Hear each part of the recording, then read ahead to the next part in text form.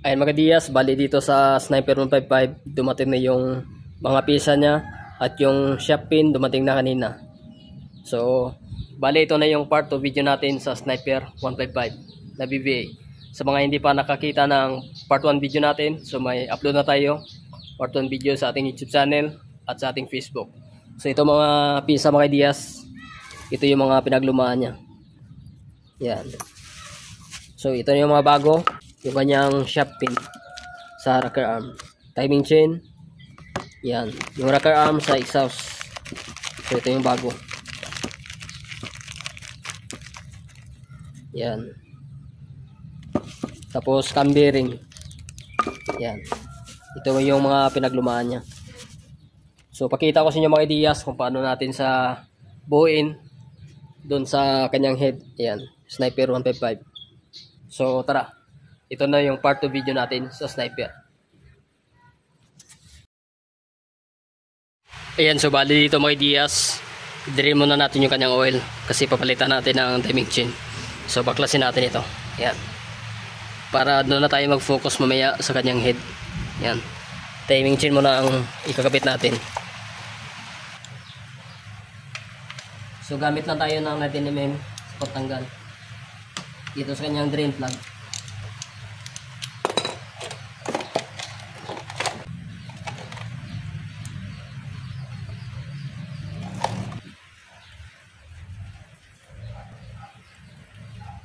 So ang kanyang oil dito,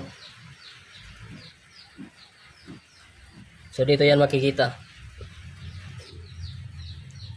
850. So gawin nating 900 ml mamaya. So ayan, pagkatapos ng mga Diaz, tanggalin na natin yung sa cover niya dito, magdito cover. Yan.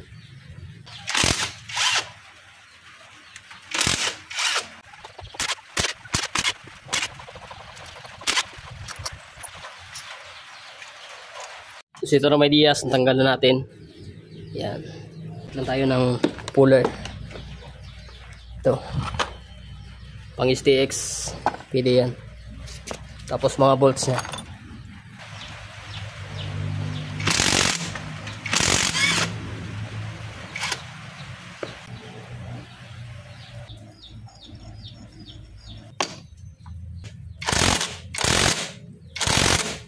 Yan mga Diaz, tanggal natin.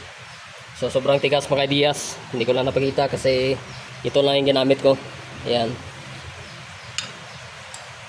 So dito, lagyan nyo lang salang dito at coatin nyo lang. Ayan.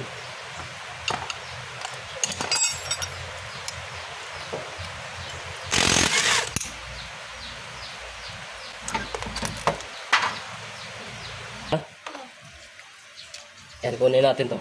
Ha?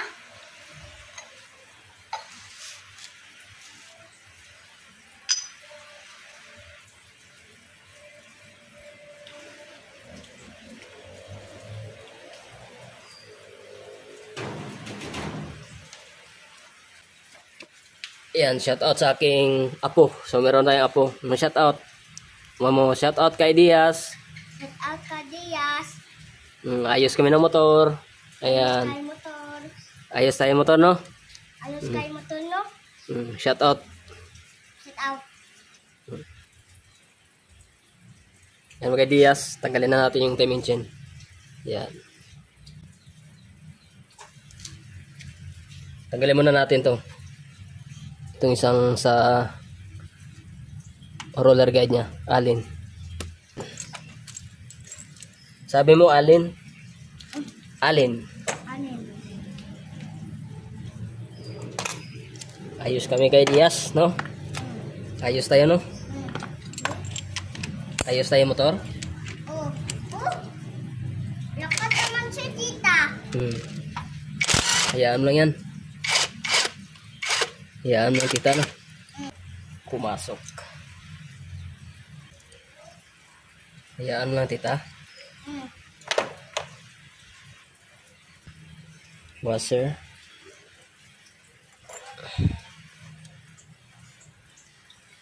Tanggalin muna natin to. Yan. Sukatin natin sa yung sa bago, Sukatin natin to. Yan. Dito tayo. Shout out. Shout out. Sukatin natin to bago mga ideas. Yan. Ito kanyang luma. Yan. Itong bago. Itong bago. At yung luma. So yan.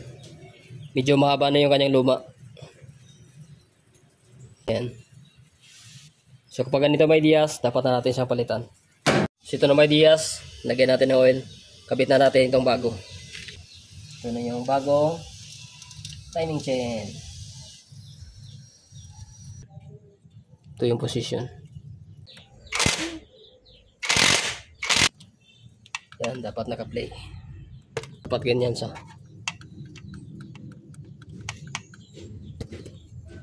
Balik na natin yung magneto. So, bago natin ikabit mamaya o yung sa cam, i-top dead center muna natin siya.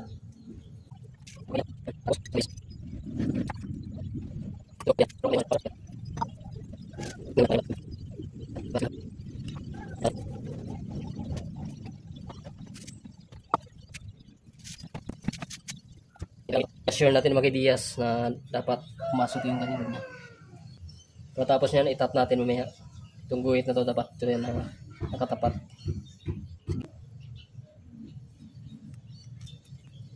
Itong nut.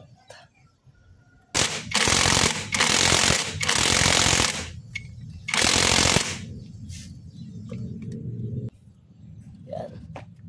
Balik na natin yung cover. Sa stator natin.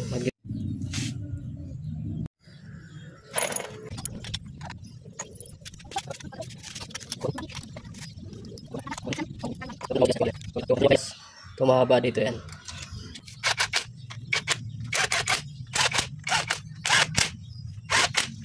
Patapos meron kayong torque wrench 9 or 10 Newton meter ginagamit ko dito.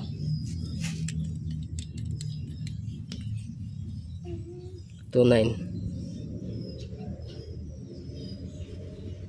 Tapos ng 0 tapat mo lang. So, tapat yan yung guhit nya sa 9. Tapos lock natin.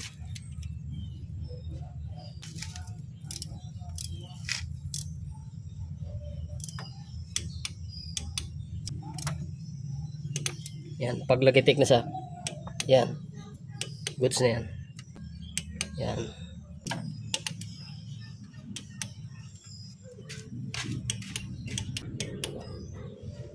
Okay na. So, ayan, nakatap na siya. Ang guhit niya. Pagkatapos yung piston natin, nakaangat na. So, hindi na siya kita. Tusukin natin. Nakaangat na.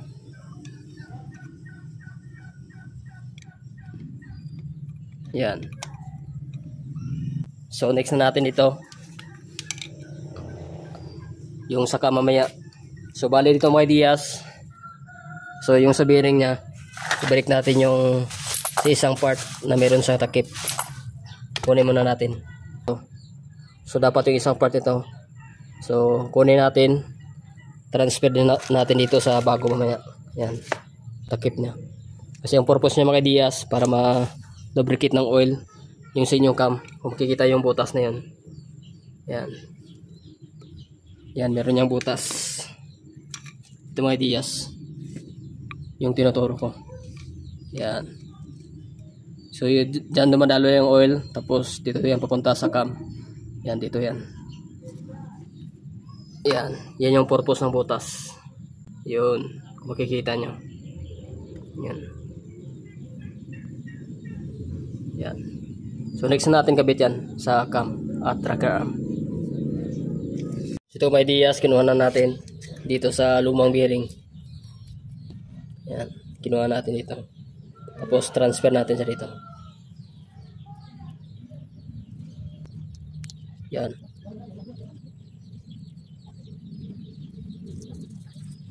Tapos basahin na natin ang oil mamaya.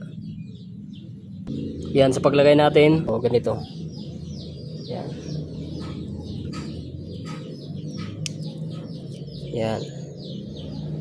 Dapat ito tatagos yung kanyang oil. Yan, sa butas. Yan yung purpose na mabutas dito. Yan. So yung butas na yun, yan yung butas. Dito yan dadaan. Yan yung purpose nung merong takip dito. Yan. Yan. Tapos dito na yan. So mababasa na ito ng oil yung itong bearing kasi meron na siyang ano dun. Yan. Malubricate na ng oil to. Tapos dito na papasok. Yan. So kapit ko na muna yung bearing. So gamit lang tayo ng 21. Yan. Yung tama-tama lang sa bearing niya. Okay natin.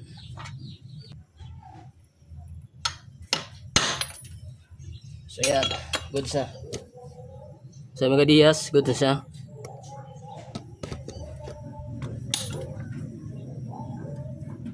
So itong may Diaz, sasimbolin muna natin sa itong kanyang rocker arm. Yan. So sa pagkasimbol nito, so ganitong position. Yan. Kunin muna natin. So ito na yung bagong shop pin niya. So pasok natin. Yan. Kapasok, sunod ito. Yan. So pagkapasok niyan mga Diaz, so itong kanyang washer na to. Yan. So kahit magkabligtad, wala yung problema. Pagkatapos, ito sunod natin to. Yan. So ganito ang paglagay. Hindi ganyan. So dapat nakaganito siya. Yan. Lagay natin ito mamaya. So yan ang position doon sa paglagay natin.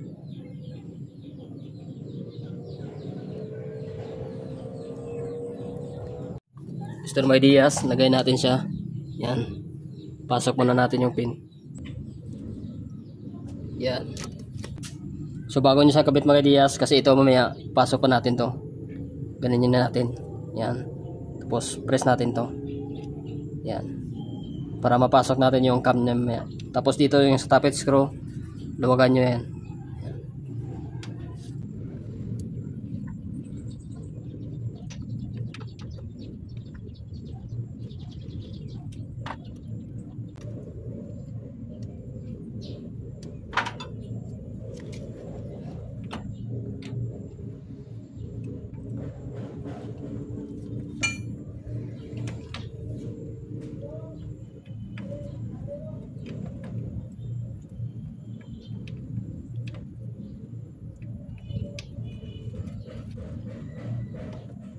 Yan. So nakapasok na sa mga Diaz. Yan. Pasok na siya. So din nyo lang to. Pag press nyo yan. Yan. Pasok na yan dito. Yan. Bago sa pasok yung cam nya.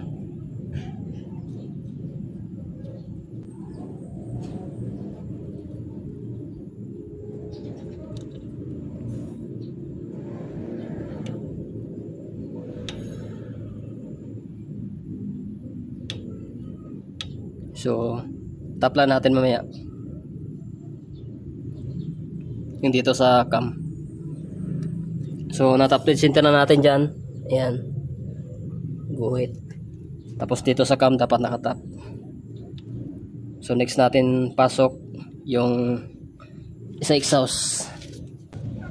So, next natin kabit itong bago na. Ayan.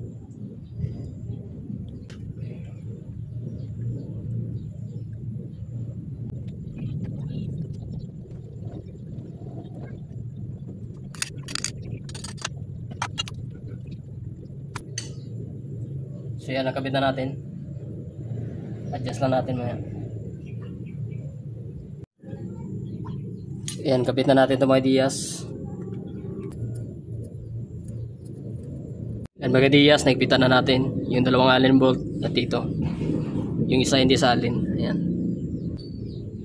So ganun lang mga Diaz sa pagkabit. So yun yung mga kailangan natin. Tapos sa pag-valve clearance nyan, sa pag-valve clearance, dito nyo yan makikita sa inyong swing arm. Ayan. Yung intake 0.10 to 0.14. Yan. So dyan lang kayo. Tapos exhaust 0.21 to 0.25. Yan. Dias, kabit muna natin yung kanyang sprocket cam. Yan. Para ma-valve clearance natin mamaya.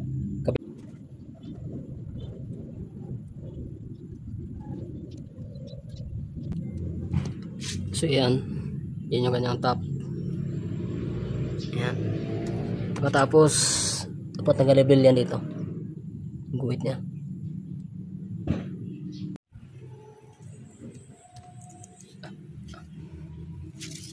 Yung kadiyas, titingnan natin kung papasok na to. Exhaust ang uno natin. Yan. Goods. 0.21. So 0.18 lang ginamit ko. Yan. So pwede naman yan. 0.18. Yan. Intake naman tayo. So ito naman Diaz. So ito ginamit natin. 0.10, 0.8. So pwede na yan dito. Lagay muna natin. Yan. Yan. Paggabi na mga Diaz. So pandarin na natin ito mamaya. So balik na natin yung takip niya. Ayan. Balik natin yung spark plug. At lagyan natin ng oil. Tapos kulan. Lagyan natin ng kulan. Ayan. So madilim kasi dito. Ayan. Para hindi tayo masyadong gagabihan. Balik natin sa spark plug. At natap na natin yan. Yung tensioner papalitan natin. So tanggalin ko yan mamaya. Ayan. Balik natin yung stock na tensioner. Yan. Top decenter nya. Buhit. Ito na may Diaz. Nakabit na natin yung bagong tensioner nya. Yan. Ito yung luma. Yan. Nakabolt. So tama-tama lang yung higpit nya. Yan. Tama-tama lang. Goods.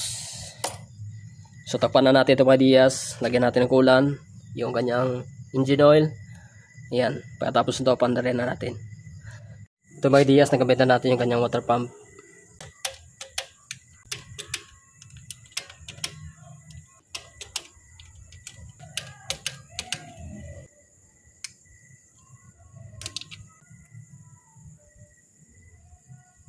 So ito mga Diaz. Nalagyan ko na ng kulan. At nalagyan ko na ng oil. Ayan. So, try na natin sa pandarin. Titingnan natin kung hindi na sa maingay. Tulad nung dati. So, dito mga Diaz, pandarin na natin siya. So, the moment of truth. So, ayan. Nakabit na natin sa lahat. So, mamaya na natin ibalik yung kanyang cover. So, titingnan natin dito. Baka kukulang yung kanyang kulan mamaya. Pandarin na natin.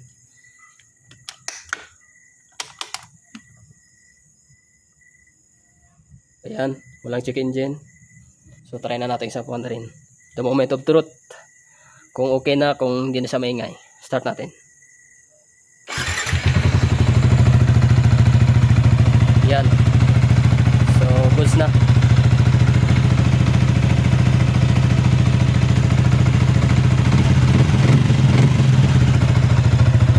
Hindi na siya maingay mga Diaz.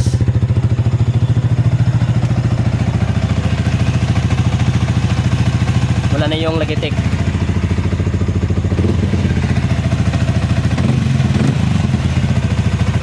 Yan. So good siya. Hindi na siya maingay. At napalitan natin ang timing chain. So hindi naman singaw yung kanyang dito sa radiator. So tahimik na mga Diaz. Yan. Takpan natin yung tabotso.